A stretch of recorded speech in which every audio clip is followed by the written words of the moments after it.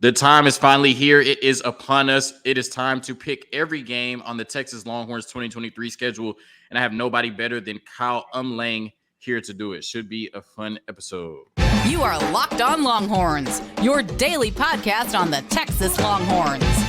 Part of the Locked On Podcast Network, your team every day.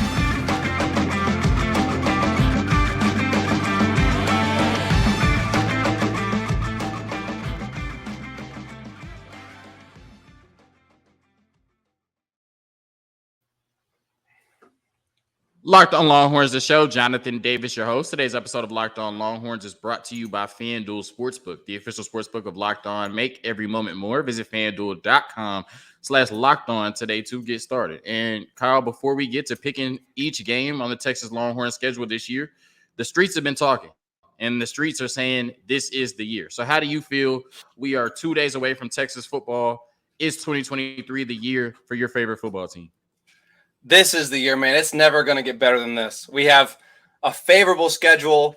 Last year in the Big 12, predicted to go number one in the Big 12. If it doesn't happen this year, I don't know when it's going to happen. I don't think it's going to happen. So Texas is back this season.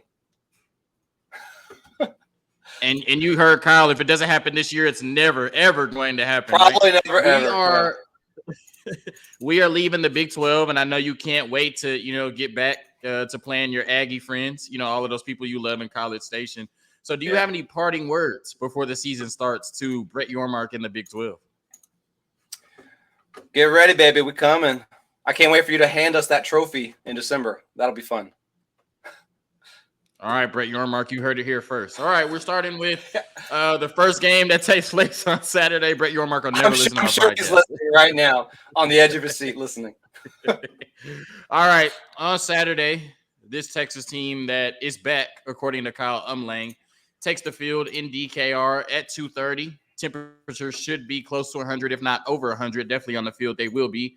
And they play Rice. Now, we didn't play Rice last season, but the last time we took the field against Rice, we won 58-0, but they did not have a five-star at quarterback in JT Daniels. So how do you see this matchup playing out on Saturday against the Rice Owls?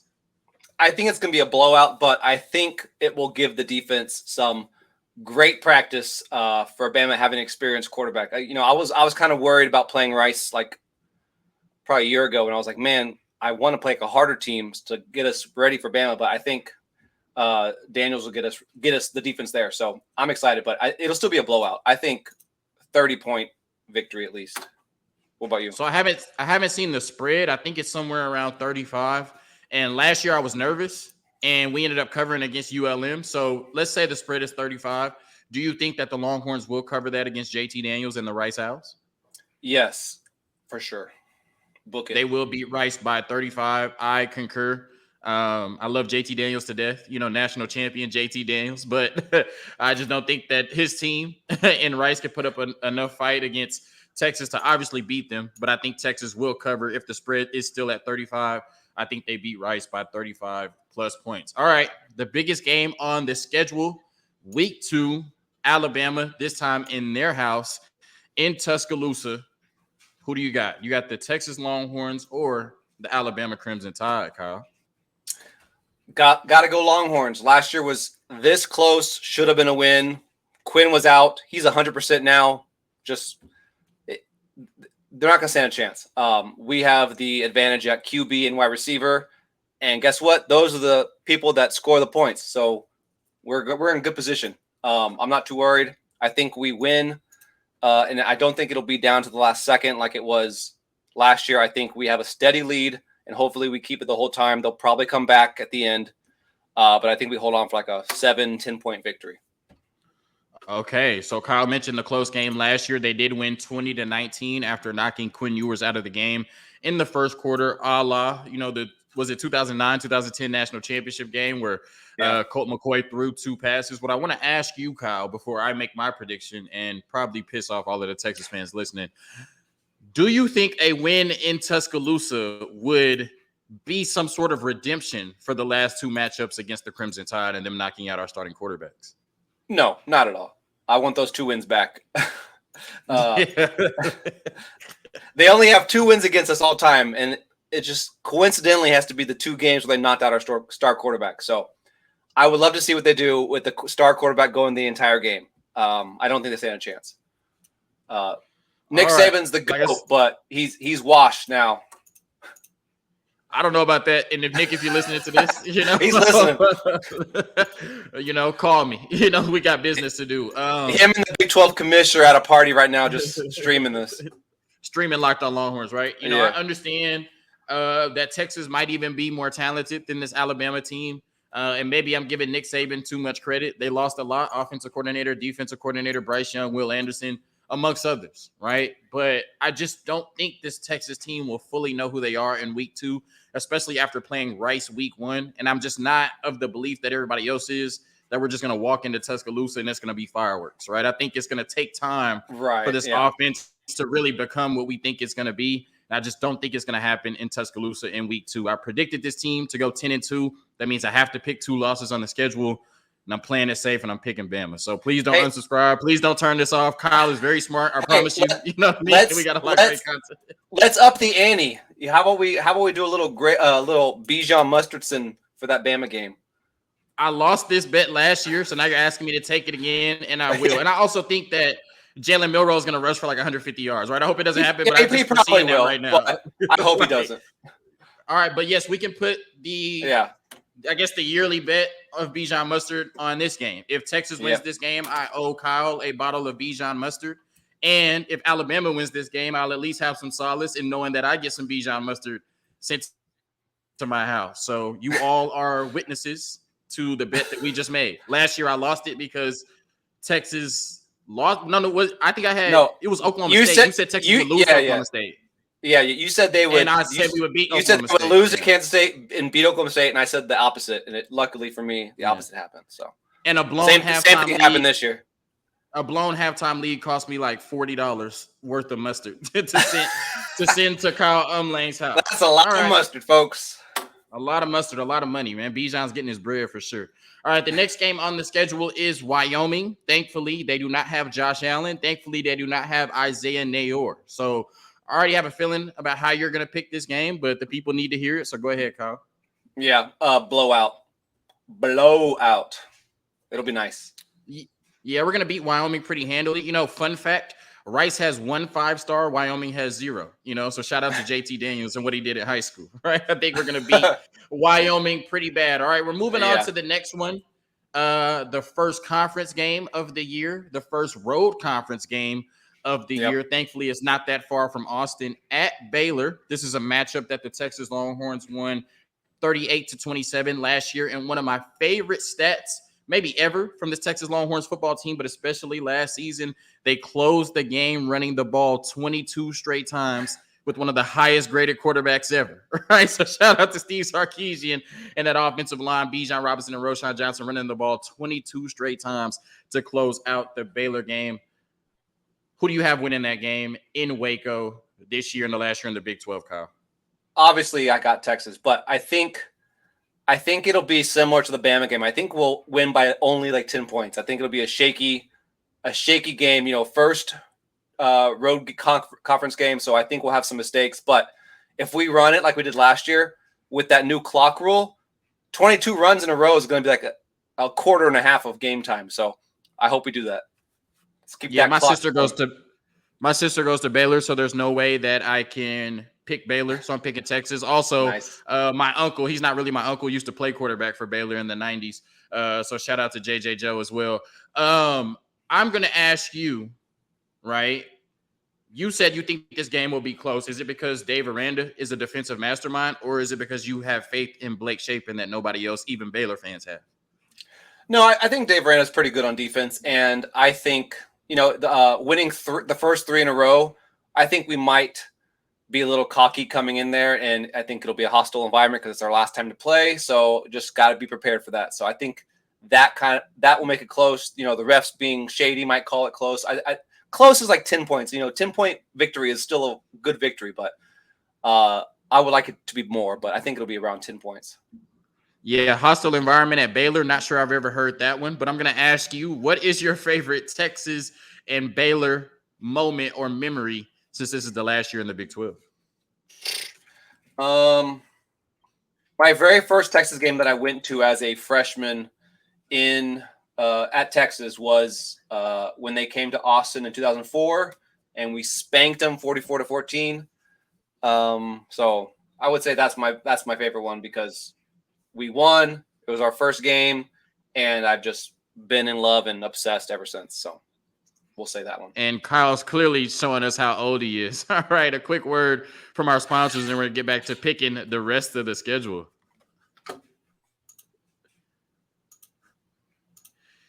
These days, every new potential hire can feel like a high-stakes wager for your small business. You want to be 100% certain that you have access to the best qualified candidates available. That's why you have to check out LinkedIn Jobs. LinkedIn Jobs helps find the right people for your team faster and for free. So post your job for free at linkedin.com/lockedoncollege. That's linkedin.com/lockedoncollege, all one word, to post your job for free. Terms and conditions do apply. All right, Kyle, the next game on the schedule is at home against Kansas. This is a matchup Texas won 55-14 last year. I believe Bijan Robinson broke 2 different personal records, most touchdowns in a game and most rushing yards in a game against those poor Jayhawks. Jalen Daniels is back for this game this year. The preseason pick for first team all Big 12. Don't know how that makes sense. But anyways, how do you see this game playing out in DKR against the Kansas Jayhawks? If it was at Kansas, I might be a little worried, but I think we take care of business at home, win by at least 20. I think we got it. Do you think that the last matchup in Austin between Texas and Kansas will have any bearing on this one? I don't have to remind you what happened in that game, but it was very embarrassing for Steve Sarkisian and company. No, that was the entire second half. I was like, guys, come on. I'm on Twitter. I have thousands of people angry at me, ready to pounce on me. Please do not lose this for me. I was so upset, and man, that was a rough offseason. But we're not that same team. He's got his players there. He's in his 3rd year. Everyone's rolling. Won't be any different. We're gonna roll. Yeah, I don't get the Kansas hype. There's a lot of people trying to put them in the upper echelon of Big 12 teams. I think Kansas, I want to say, reverts back to 6-6 because didn't they go 6-6 last year? Maybe 7-5 at best. But I think that's their ceiling. I think they're just a 6-6, 7-5 team, regardless of how flashy their quarterback's chain is, right? So for sure, I think Texas beats up on Kansas pretty bad this year. I would ask you your favorite Kansas memory, but I have a feeling you're going to say something crazy. So we're just going to move on. I have no Kansas. I have no good Kansas memory.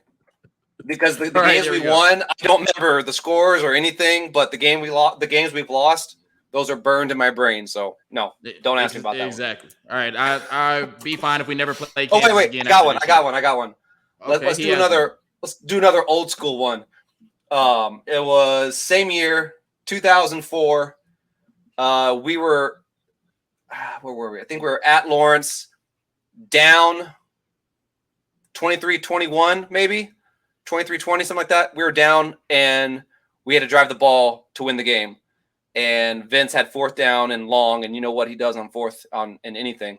I think he converted an 18-yard 4th down, and then the rest was history. He just drove down, score. We won barely somehow, and I'll put that one as my favorite.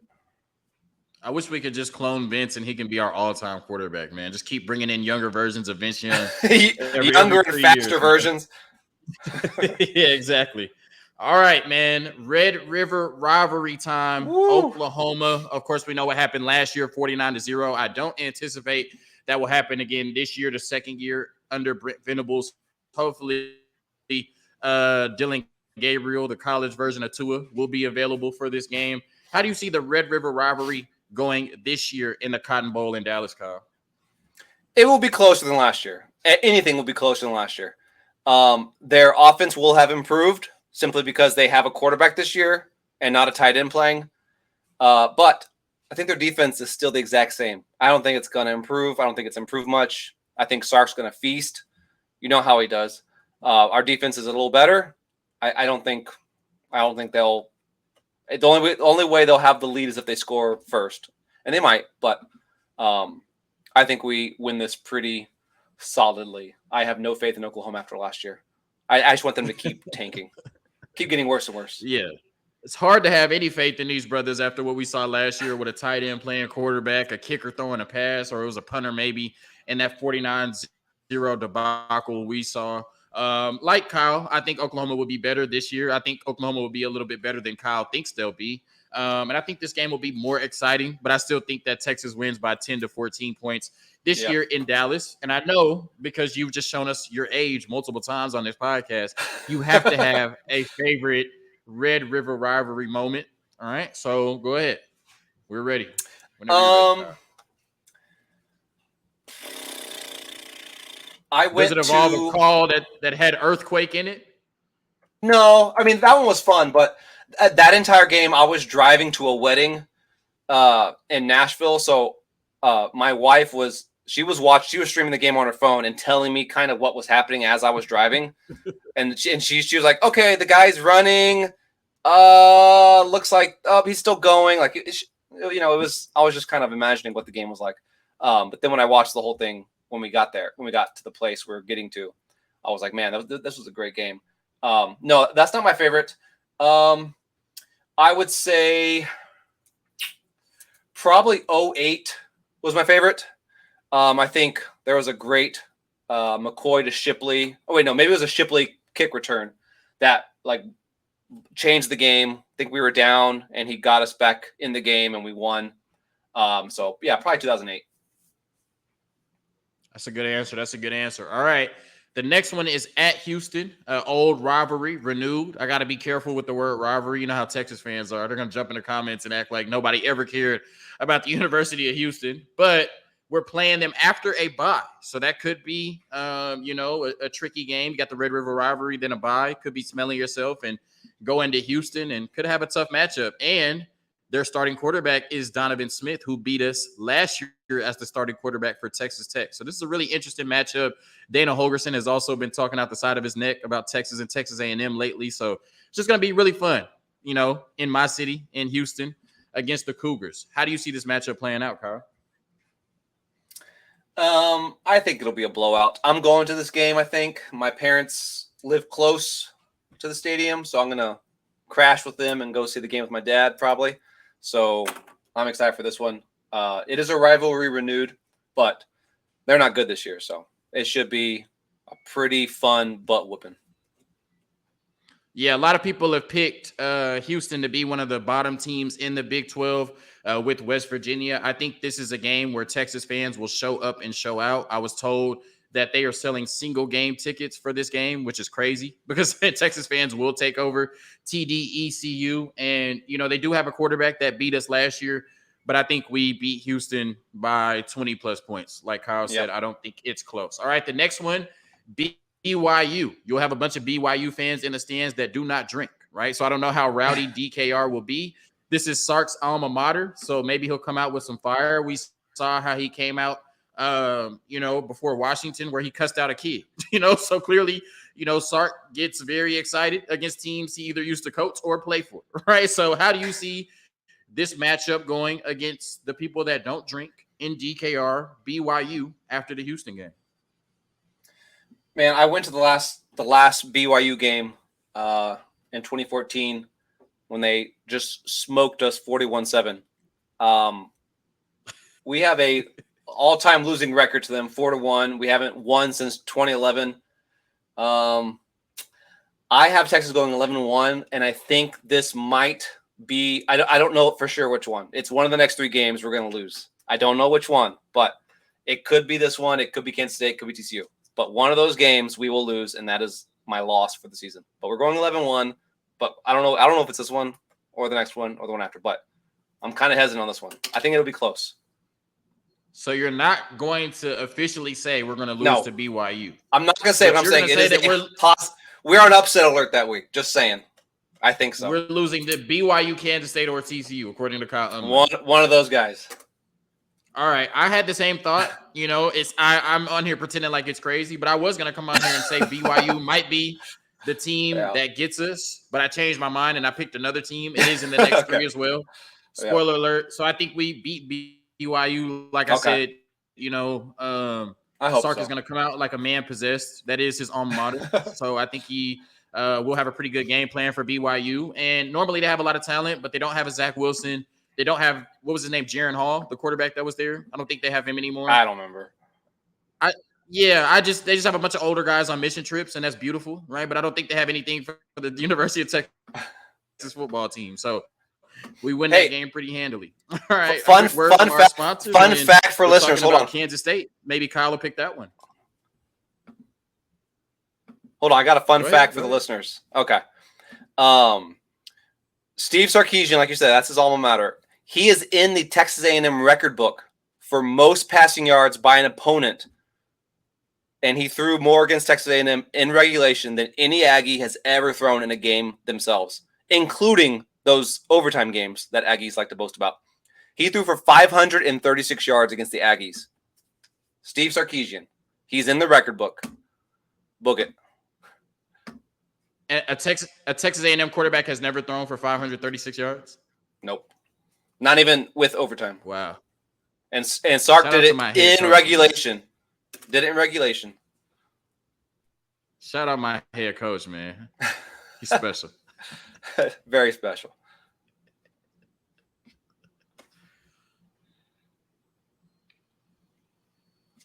All right, Kansas State, the reigning Big 12 champions, a team that has not beaten Texas since 2017. We won this game last year, 34-27. Can't remember if Adrian Martinez or Will Howard started, but Will Howard probably, if he's not hurt, knock on wood, I don't want him to be hurt, will start this game this year. All right, so what happens in the last matchup, at least for a while, against Kansas State? A lot of people feel like Kansas State is the biggest threat to the Longhorns this year for the Big 12 title. How do you think this game goes? I think it'll be close. I think Texas wins, though, just simply because Kansas State has not been able to pull it off since Charlie Strong was head coach. So I have faith in that stat. It's at home, and I will be at that game because I will be at the co-op signing books the day before the game. So come see me at the co-op the Friday before the Kansas State game. We will win that game by like a field goal. Nice plug. Make sure you get your copy of Aggie Facts, whatever volume we're on now. Is it 3? It's 3. I got room for one more. All right, I got one more. I got one more in me. All right, Aggie Facts Volume 3 coming to your household soon. I said 10-2. This is the 2. I think Kansas State finally gets us in the last year in the Big 12, and hopefully we can redeem ourselves against them in the Big 12 championship game. I just think Kansas State is the type of team that can make us play their game, right? They have the best offensive line in the conference. They have a really good running game. Will Howard, returning quarterback, that's always a luxury. And this is just always a solid defense and a team that doesn't commit a bunch of penalties. And I think in a close game, a tight game, they're going to play really sound football. They're going to run the ball, ground and pound, and make us play their game. And I think they come out on top in a close one. Like I said, I could very well see Texas beating Alabama. I could very well see Texas beating Kansas State. But I picked 10-2. The 2 losses got to come somewhere. So if you unsubscribe, stop being emotional and subscribe back. We'll be all right. Trust me. Right? Well, luckily for us, Deuce Vaughn is no longer there also. He's a Cowboy. No, shout out to my Cowboy. Yeah, Cowboys. What you got? No, we didn't win my entire collegiate career, as well as my wife's entire collegiate career after mine. We didn't win from 2003 to 2013. So no, I have no Kansas State memories, no fun ones. Sorry, I don't like them. They're purple. Can't trust the purple teams. All right, the next one. All right, I'm wearing purple. The next team is purple. The TCU Horned Frogs went undefeated in the regular season last year, made it all the way to the national championship game. If there's any TCU fans listening, I will not mention what happened in that national championship game, but I do remember some Georgia Bulldogs eating chicken wings in the fourth quarter, right? So talking about TCU, we're on the road against TCU. Of course, they're losing a lot of talent, but I still think this will be a very formidable team in the Big 12. How do you see this game going, Kyle? Yeah, I think it'll be kind of like the Baylor game. I think it'll be a little closer than we want, 10 points maybe. But I still think Texas comes out ahead on this one because, like you said, they lost way too much talent to keep up with us. Yeah, I think they'll win as well. I would ask you if you have any favorable memories from TCU and Texas, but Gary Patterson kind of had his way with the Longhorns. So should I just move on to the Iowa State game and the Just Gamblers? move on. Those purple teams are my kryptonite. All right, so moving on to Iowa State on the road in Iowa. I went to high school in Iowa. This could be a game where the Texas Longhorns have to brave the elements. Not sure who will be on the field for the Iowa State Cyclones because they had a gambling problem. It seems Hunter Deckers, their quarterback, was gambling. They had a player that gambled on Texas against Iowa State in a game that Iowa State won by 23 points. So even when they tried to bet against their team, they lost. Right? I just don't know. I don't know what Iowa State has going on. Not sure who's going to take the field. No, Matt Campbell should have left when he had the opportunity, and now he's stuck in Ames, Iowa for eternity. He had offers just flying. He had offers flying at him like a year or two ago, and now he's going to retire there. They have nobody playing. I don't know how they're going to put together a team. It'll be the end of the season. Everyone's going to be beat up. We might have an OU situation where like a tight end is taking snaps. Who knows? But this is going to be a romp fest for everyone to enjoy. Yeah, it could be tough because it's on the road. Yeah, you know, people could get hype in Iowa. I don't know. All I'm going to say is I know that the Texas Longhorns football team is watching this, you know, alongside Brett Yormark and whoever else we were talking about earlier. I can't remember who Saban or whoever. Right? Saban's watching this. Saban. All right, there you go. I just want to say, brothers, please be smart, right? I know and you know that you can go into Ames, Iowa, and win this game pretty handily. But I'm going to need you to stay off of FanDuel, Bovada, or wherever you place your bets and not bet on the Texas Longhorns because we need you for the Big 12 championship game. Don't be like Hunter Deckers and don't be like that defensive lineman that bet on Texas to beat Iowa State and then ended up losing by 23 points. Be better than them, okay? Okay. All right, now we're moving on to the Brett Yormark Bowl, right? It seems like maybe the biggest game on the schedule now for the Texas Longhorns. Definitely the biggest game in DKR this season, the day after Thanksgiving, Texas Tech versus Texas. Like I said, I'm coining it the Brett Yormark Bowl. You heard it here first. If you hear it after this, you know where it came from. What happens in this game against the Red Raiders, Kyle? Woo. They are predicted to do pretty well this season, and they beat us fair and square last year. Fumbled in overtime. Can't be doing that. We better not go to overtime. I think last year all we had to do was hold them. I think maybe to not go to overtime, and we didn't, or something like that. But we had a chance to end it last year, and we didn't. We can't screw up this year. Texas Tech is a rival. As much as I hate to say it, I despise losing to them. And when you despise a team as much as you despise Texas Tech, it means they're a rival. So we have to win this. Got to close the season, close out the history book between Tech and Texas. So please, guys, come on, do it for me on Thanksgiving. I think we win this. You know, but I think it'll be close. I'm so glad you said that because I made the argument in the past that Texas Tech was a rival, and all I got was pushback that Texas Tech wasn't important enough to be a rival. I have cried 3 times in my life over sporting events, and one of those times was in 2008, standing on my couch after that Michael Crabtree catch. I don't know how, as a young man, I could not cry after watching that. So I'm the last person you can sit here and tell me that Texas Tech is not a rival because I cried watching that game, real tears. They are definitely a rival to me, and we are going to win the Brett Yormark Bowl after Thanksgiving by at least 2 touchdowns. Oh, yeah. I agree.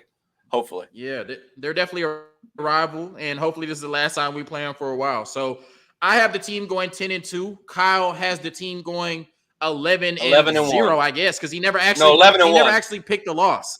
He never actually picked a loss. If y'all didn't catch that, he never actually picked a loss. He said, no, hold on. Okay, there we go.